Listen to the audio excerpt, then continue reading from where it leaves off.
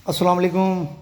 मैं अपने दिलों का हाल आप ही लोगों को बताता रहता हूँ, बताना भी ज़रूरी समझता हूँ कि आप लोगों को पता चले कि क्या मामलात हैं और मेरे साथ क्या क्या अमल पेश आते हैं। थोड़ा सा मैं नाराज़गी में हूँ कि क्या मामलात आते हैं। अभी कुछ दो औरतें आई मेरे पास और आने के बाद में बोलती हैं कि भाई ऐसे कुछ ऑपरेशंस होने हैं, ठीक है बताइए क्या चीज़ का है। तो बहुत डेंजर केस था, यहाँ तक कि मैं समझता हूँ शायद लास्ट स्टेज में ही था, कैंसर का पेशेंट था और लास्ट स्टेज में था।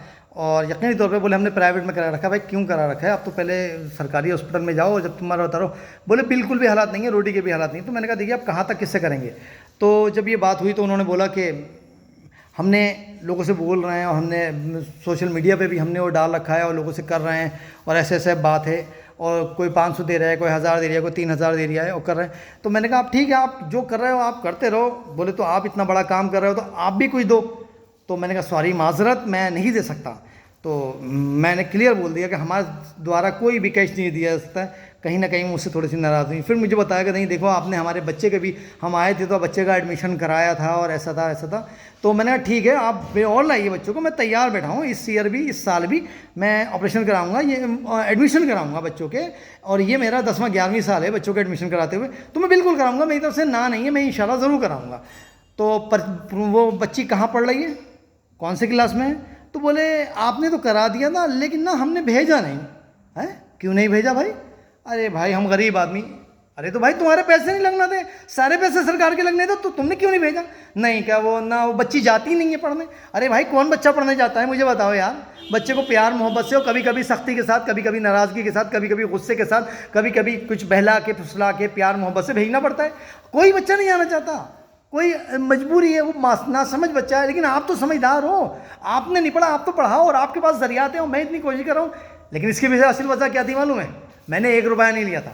अगर मैं उनसे 2-4 हज़ार रुपये ले लेता तो उनको इस काम की अहमियत होती। उनको इस काम की कोई अहमियत नहीं थी कि ये फ्री वाला काम था, तो कोई अहमियत नहीं थी। अगर काश इसमें 2-4 हज़ार रुपये या 2 रुपये भी उनके खर्च हुए होते तो उन्हें पता होता कि भाई इसमें 2 पैसे उनके खर्च हुए हैं। तो ये मेरी एक थोड़ी सी बात थी जो मैंने आपको बताना ज़रूरी समझी कि कैसे कैसे पेशे माल आते हैं। फ़िलहाल हमारे द्वारा कैश नहीं दिया जाता, हम ना किसी को गलत कह रहे हैं ना सही कह रहे हैं, वल्लाह आलम। हमारे द्वारा तो बिल्कुल 100% ऑथेंटिक, 99% ऑथेंटिक, बिल्कुल समझ के होशोवाद में काम किया जाता है। और बच्चों के एडमिशन के लिए लापरवाही मत करिए, बिल्कुल मेरे पास फॉर्म भेजिए, पेपर बच्चों के मुझे चाहिए वो दे दीजिए, मैं कराऊंगा। किसी से 1 रुपया नहीं लेना है। यकीनी जो लोग इंटरेस्ट रहते हैं कि भाई फला स्कूल में हो जाए, ढमा स्कूल में हो जाए, यानी कि जो इस टाइप से उनको क्वालिटी मतलब वो चाहिए, अपनी डिमांड चाहिए, तो माजरत जो साहिब हैसियत लोग हैं वो नहीं आए मेरे पास।